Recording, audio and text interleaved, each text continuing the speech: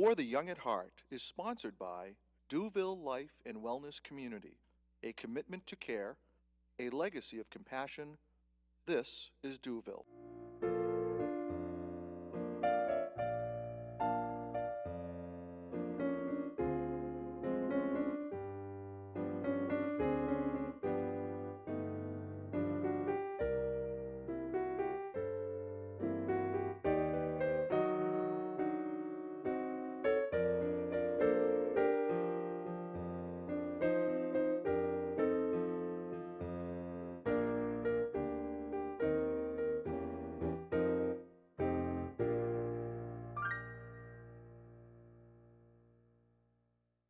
Hello, welcome to For the Young at Heart.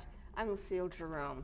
On today's program, we're going to be taking a look at bullying among older adults. You heard me correctly. My guest is Robin Krausek. She's a licensed independent clinical social worker who specializes in gerontology, and she works at Jewish Family and Children's Services in Waltham, Massachusetts. So we're very lucky to have her today. Thank you for coming and making time. Thanks for having me. Yeah. Happy to be here. This is such an important topic, and I guess I'd like to start with, how did you get interested in this topic? So that's an interesting question. Back in 2009, my predecessor, Marcia Frankel, met her. Yep, who is now retired from Jewish Family, she got a call. This was right around the time of I don't know if you remember Phoebe Prince, the young teenager out in Western Mass that died by suicide. She had been bullied in school and took her own life. And right around that time, an assisted living was heard about that, and they called up Marcia and said, you know, Marcia at the time was director of our mental health program and doing some trainings, and said, we think this is happening here. And Marcia was kind of surprised, you know, this is an issue, you know, that had typically been thought of for adolescents, right. Kids, and they started giving her the specifics, and she started doing some research, and lo and behold, almost 10 years later, we found that Marcia has since retired, but she developed a whole curriculum, did a lot of research, and she did a lot of trainings around the state, and now I've picked up that work.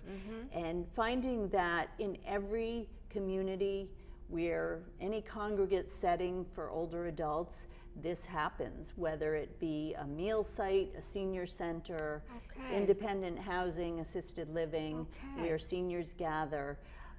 And the statistics, shockingly, are that in a senior housing site, about 1 in 5 of the residents report that they've experienced bullying. 1 in 5. Wow, okay. Which is 1 in 5 too many. Right, yes, So- exactly. Huh. So you picked up this, and you go with it, actually. So you're going around the state and you work in housing developments, assisted livings, you do training all over. Right, I'm a community education and Right, training specialist, so I do trainings pretty much in eastern Massachusetts for both staff who work with older adults, largely in senior centers, but one of our real niches is in senior housing. We do a lot of work for the local housing authorities. And also so we train the staff who work with older adults, Right. and then we also train the older adults. And we believe that, you know, really things will only get better if everybody's on the same page and the whole organization has bought into, you know, figuring out how to stop this and really committed to changing the environment. Right, and when you say everybody's on the same page, you're talking about not just the people who work specifically with elders, but there are housekeepers, there are other, Right, we train everybody from maintenance staff up to the executive director, because sometimes it is the maintenance person who's there seeing what's happening, and if they're in a position to intervene, then we hope that we can teach them the skills to use to stop the cycle of bullying when it's happening, and that's really what we teach people. So bullying, let's define exactly what it is. What is bullying versus what it is not? There's different types. There are different types. First of all, you know, people get confused about this, and and tend to label all problematic behavior, all rude and aggressive behavior bullying.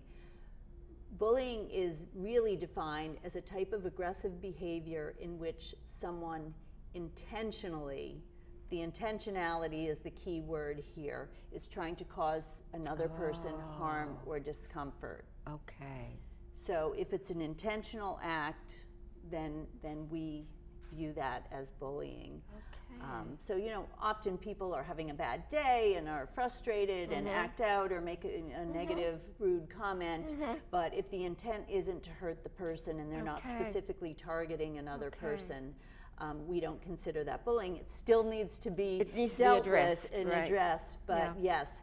And also, an important thing to realize, about 85% of bullying happens in front of other people, because the person who's bullying, it's really about power and control. The Okay. person who engages in bullying activity is trying to get the group to condone their behavior.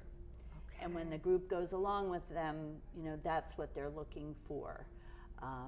So they feel powerful because people are agreeing with them and picking on, I'm using that word the children use, Right. picking on this other, the target. Right. Yes, Okay. we use the word target Okay. instead of victim. Okay. We Okay. feel that has a less negative connotation right. because anyone can be the target Sure. of bullying. Sure. But oftentimes we do find that people can be vulnerable because of a disability. Maybe they don't hear well, see well, have memory loss. It could be racial, it could be sexual orientation. We've heard a lot of examples of intolerance out there in the Okay. community, All right. which leaves somebody vulnerable. And so, the person who's bullying, if, they're attacking a target in whatever way, shape, or form, and that person becomes anxious or vulnerable, the more anxious they become, and then the group goes along with it, it kind of builds them up. Okay. it And the cycle smells. continues. So Okay. what we try to do is work with the targets and the bystanders to step in and intervene to Okay. stop the cycle, because the bullying isn't validated, it will strip the It will person. stop. It Oh, usually it- will stop will and stop. strip the person of their power. All right. So bullying can be verbal, talking, as long as it's intentional. Intentional. Physical? Is there anything physical sometimes? Yes, absolutely. Bullying can be physical, it can be verbal, antisocial, relational, we'll talk about that, and there's also cyberbullying. The things that are... Among senior citizens, cyberbullying too? That's become, as more and more older adults are using social media and computers. I'm not going to get into that today All because right. that's a whole different subject. Okay. What we find is that only about 10% of the bullying in senior communities is physical. Okay. Most is the verbal antisocial. Okay. And that would be insults, taunts, threats, gossip, rumors, shunning, exclusion. Seat saving can be an insidious Yes. form of Yes. bullying that some people Right. don't really realize, even when they're doing it. And we hear that a lot. That's a really common one. The seat saving one, yes. Yes. Yep. They'll have the whole table set aside. Yep. Okay. Yep, they'll be saving the seat for their, there's somebody they don't want to sit with them, Right. and, trying to specifically exclude Okay. someone for whatever reason. Okay. And we really work hard to let people know that, especially in a senior center or in public housing, that public spaces are public and everyone is welcome, Right. at any one of them. Right. And this is what we find, that in some senior communities, people are trying to take over and make public spaces private and use them for, a private card game where they're Yes. excluding people. And it can be really distressing. I mean, that's the important thing, is to understand how distressing it is for the target.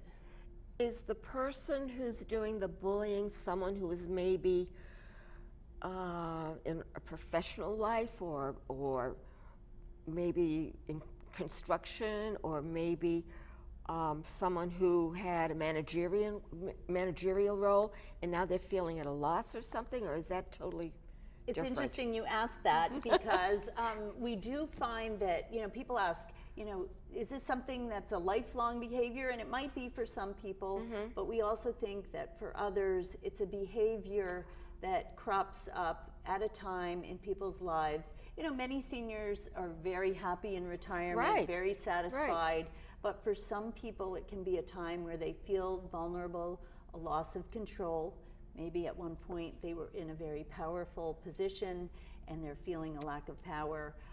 In one of the places where I worked, there was a woman who engaged in a lot of bullying activity. She was a retired physician.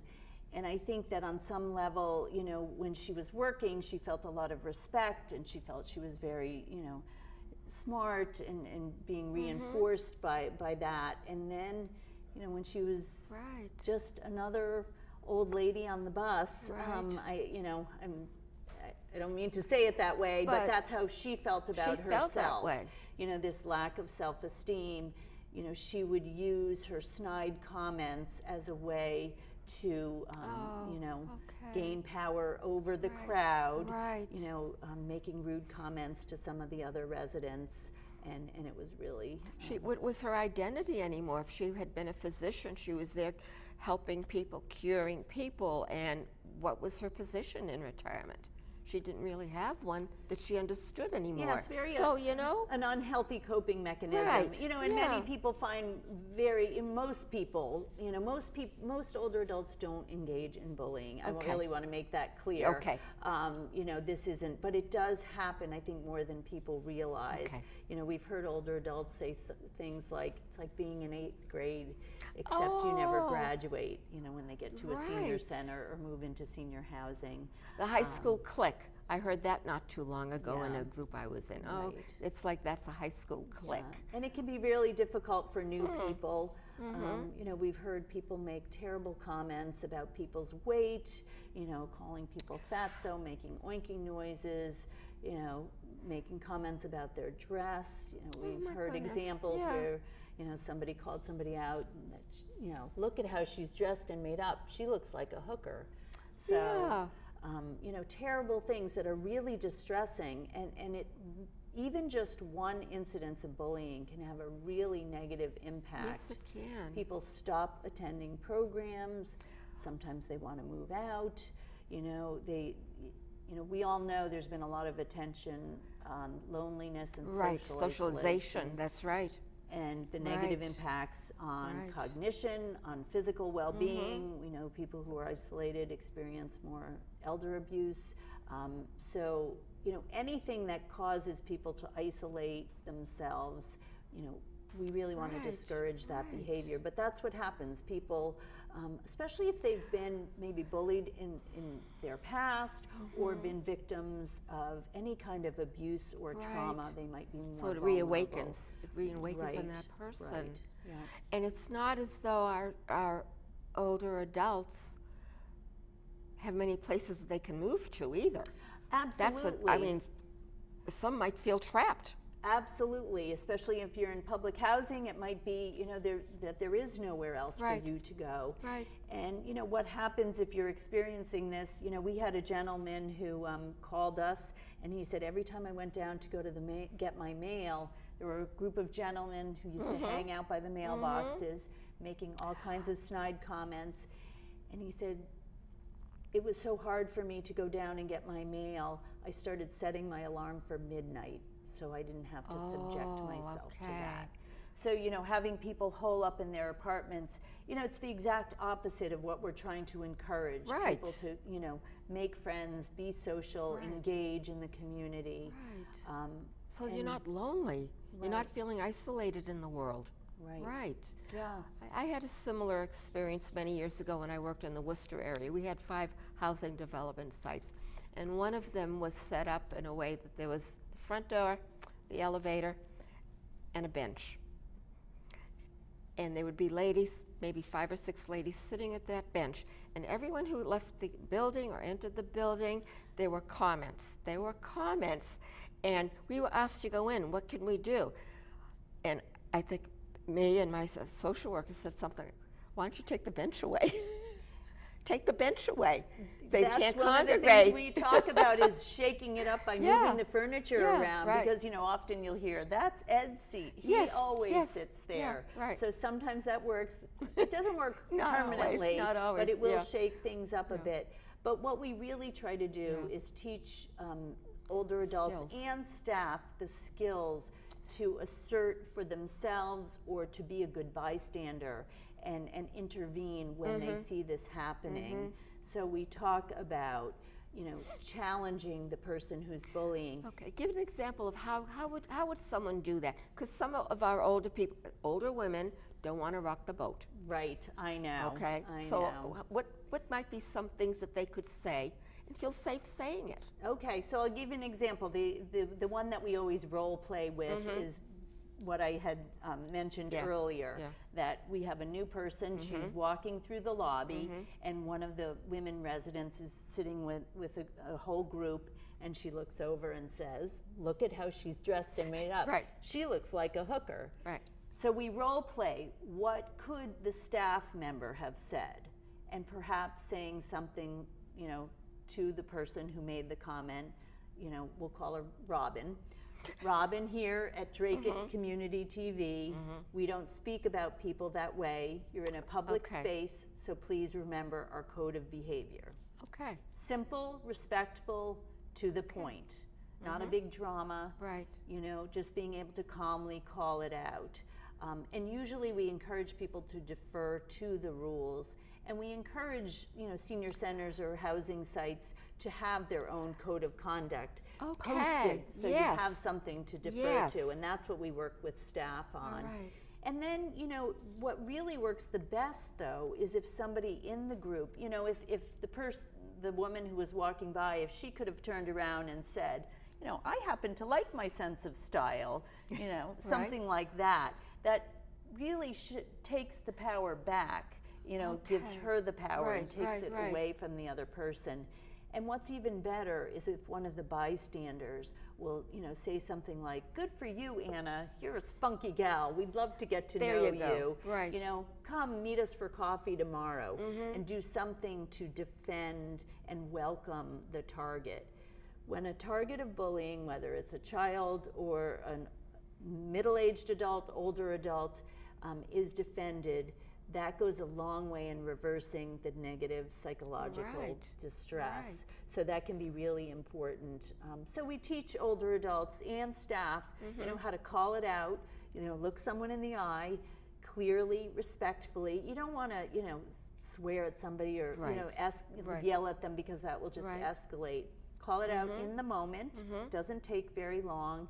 And once the person realizes the group isn't behind them, even just if there's gossiping, Lucille, we don't want to hear it. Right. We don't agree with you. We don't feel that way. If everybody really can stand up to that person, eventually that, it may not change the first time, but if Over time, over time, if that it can work. person doesn't realizes the group isn't on their side Right. and not agreeing, Right. they're going to stop. Right. So we think it stops about 50% of the time is what we think Okay. that this really works. But there's nothing else that works. Right. So, Okay. So, gossiping. I don't think people associate gossip as Yeah. a bullying tactic. Yeah, gossip and rumors can be, it's never harmless, and it can be very, very harmful and insidious, and often not true. So it can be very harmful. And again, it's the targeting, the intentional, trying to make somebody else, put somebody down. So, again, if gossip is happening and, somebody's trying to get the group going, and the Yeah. rest of the bystanders can step in and say, we don't want to listen to that. We don't agree with you. Right. This isn't the way we do things here. That goes a long way in changing the culture.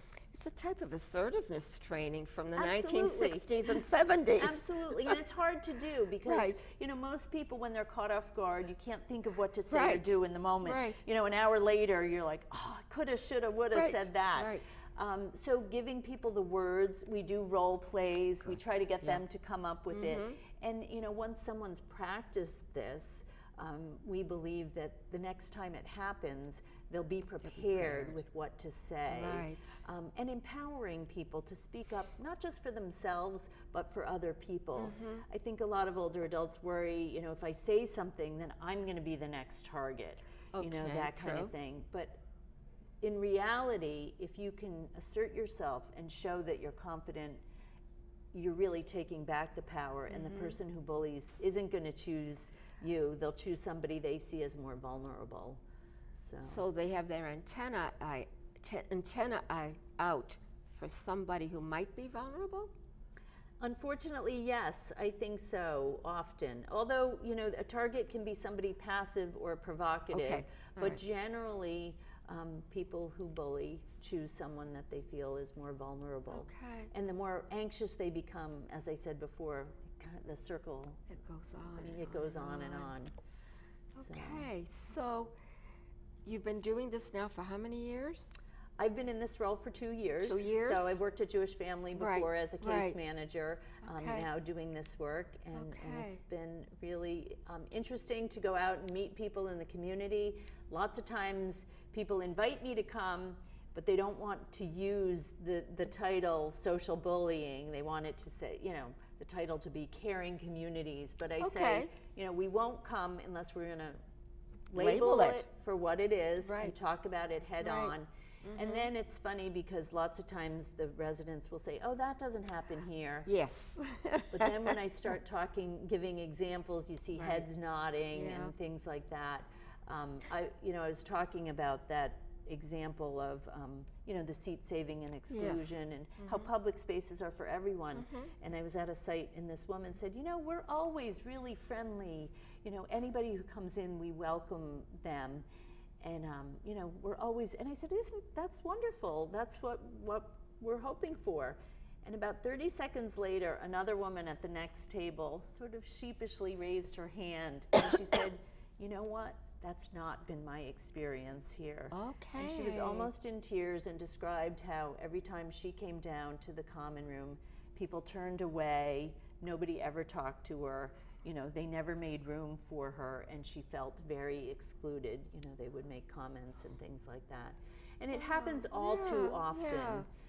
But people who are used to their own environment and their own social circle aren't necessarily aware that there's a new person who might need a little friendship, need a little welcoming. Absolutely, They and might just not be sometimes- aware. Right, and if you're not aware and it's not intentional, Right. that wouldn't be labeled Okay. bullying. But it's good to talk about Yes. these things, because even the seat saving, it can be bullying, be. or it can be, unintentional, but it still makes people feel bad. Right, right, So I think, just building awareness of how we can be more welcoming, more civil, more tolerant in our communities, and understanding the impact that it has on people, especially when they're new. Yeah. But, at a time in people's lives when they might be feeling a little bit more vulnerable, having, maybe lost some important people in their Sure, lives, sure. that kind of thing, lost some mobility. They're already maybe feeling withdrawn a little bit and not knowing how to reach out maybe. Right. Because they've had their own life story too. Yeah. And Right. most people, when I ask this question, has anybody lived in a group setting like Right. this before? Some people maybe went to college and lived in a dorm. You'll hear that a little bit. Maybe in the military, but, a rooming house. Right. But most people, before they moved to senior housing or went to a senior center, Right. haven't had that experience of being with large groups of people. They always Yeah. had their private spaces. Yeah. And it's hard. It's hard for everyone. Oh, sure, sure. But, if it's happening where you live, this is why we focus on the senior housing. Okay. There's nowhere to go but your own apartment. If it's happening at a senior center, you can choose to can- not go back. Right, But if it's right. happening where you live, that can, then what do? Then you're stuck in your apartment. Let's talk a little bit about, someone has been bullied. It's been intentional. It seems to be ongoing. The staff don't seem to be aware of it. So the person begins to withdraw, isolated. Maybe they're fairly healthy other ways, so we don't even have home care coming in for something. Right. what might happen then? They're so socially isolated. Might they ever get so depressed that they maybe want to die? Interesting you say that. So my work is actually partially funded through a grant from the Department of Public Health for Suicide Prevention. Okay. Because bullying is linked to social isolation. And we have found that people who experience bullying, whether they be kids, children, or older adults, actually, if somebody's already clinically anxious or depressed, it can worsen that, or it can cause the anxiety and depression, this feeling of hypervigilance, when is this going to happen again? And the studies have shown that people who are bullied contemplate suicide at 2 times the rate. So there are some serious consequences of bullying, and often people don't report it when it's happening. So I think that by talking about it in a group, people become more aware of it. We hope that bystanders will become allies and step in and step up if they see it happening to defend the other residents, their neighbors. I like that phrase, allies. Yeah, I like that. Some people use upstander, whatever word you want to use, but not just watching it happen. Right. Feeling comfortable stepping in. When I do the workshops, I always get the comments at the beginning, oh, the people who should be here aren't here. And I say, this is really for everybody. So as a community, we can work together. Right. And we talk with staff about things that they can do, developing a code of behavior. That's a good idea, making sure that there is something written. Putting something in that most places have newsletters, writing something periodically about it. And it can be non-threatening too, just to let people, Absolutely. this is an educational Yeah, thing. posting them at senior centers or in common rooms, as part of your, orientation to look at a code of behavior. We talk about defending the targets, providing them some support, and sometimes even, giving the person who's bullying a chance to vent, figure out what's really going on, and maybe finding, working with them to find a creative way Another for them outlet. to feel more in control. Right. We're going to be winding down soon, very shortly actually, and we've covered a lot of territory in this amount of time, and I'm sure there's so much more we could be covering. But as we begin to wind down, what do you want to make sure our audience gets from this? Like in your own personal, from all the experiences you've been having, what do you want to make sure they understand? That people are really conscious and think a lot about civility and tolerance. Our populations are changing.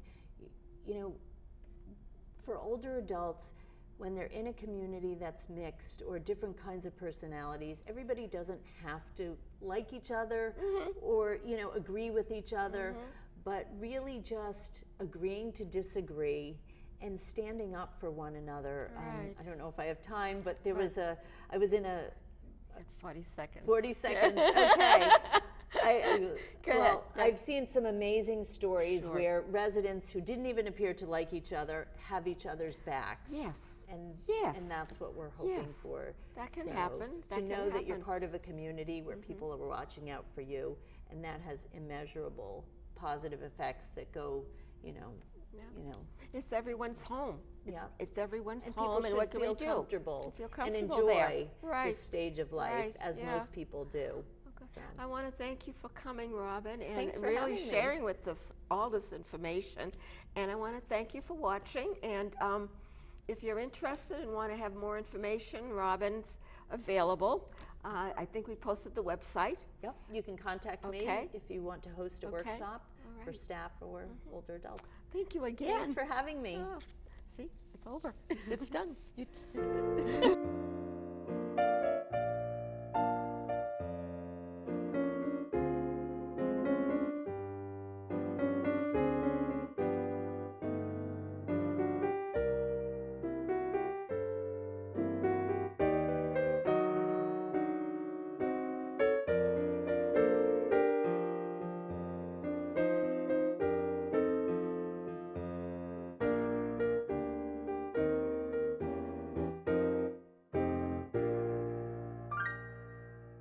For the Young at Heart is sponsored by Duville Life and Wellness Community, a commitment to care, a legacy of compassion.